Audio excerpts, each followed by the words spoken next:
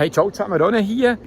Ich bin gerade mit den Hunden unterwegs und muss ein bisschen schauen, wo die sind, nicht, dass sie verlieren. Komm mal, komm, wir gehen. Du bist ein bisschen eine Kuh, sie frisst mehr oder weniger nur Gras da. Wie ihr seht, bin ich hier im Dickicht draussen. Also das jetzt Los Angeles, muss zwar ein bisschen suchen, aber dann findet man es dann doch auch. Reichi hat neuerdings Wasser entdeckt und hat jetzt da Scheissfreude, wenn er in diesem Bächlein herumsäckeln kann. Ich wollte eigentlich nur sagen, dass meine neueste Episode wäre online auf meinem brandneuen YouTube-Kanal von Gunten. Und dann würde es mich natürlich freuen, wenn ihr dort reinschauen. Und wenn ihr dann schon dort seid, wäre es auch noch cool, wenn ihr mir das Abo hinterlassen könntet.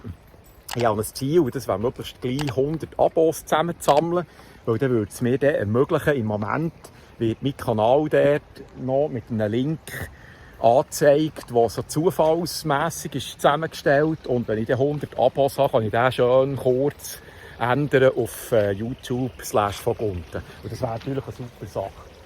Bei letzten Samstag auch schon wieder im Film. Wo ist jetzt die Kleine? Komm, Mausli, wo bist du jetzt? Schon wieder im Fressen. Komm, Mausli, komm. Und Reichi ist irgendwo da vorne. Reicheli, wo bist du denn da?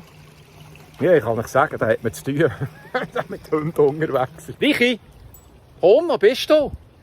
Ich muss schauen, wo er ist. Oh, der Tinger ist er. Oh, Achtung, jetzt kommt er, wir müssen schauen. Reichi, komm! Ei, ei, ei! Ei, ei, ei. Ja, wie eine Rakete, ich kann nicht mehr ab dem. Jetzt geht er wieder ab, der hat eine Scheissfreude. Und am Montag habe ich das nächste Interview vorne am Strand mit der Annie Seawright. Wow, das wird eine ganz coole Sache. Also ich bin da voll drin und nach 2 Jahren grossem Doc-Film über die GP-Challenge zusammenzustellen, ist jetzt das ganz eine gute Sache. Das Fakt hier, wieder einen kleinen schnelleren Durchlauf zu haben. Also ich finde das jetzt noch ganz cool. Und dann sieht man sich gleich wieder. Bis zum nächsten Mal. Würde mich freuen. Alles Gute. Tschüss. Ja, du hast aber ein schönes Plugin gefunden.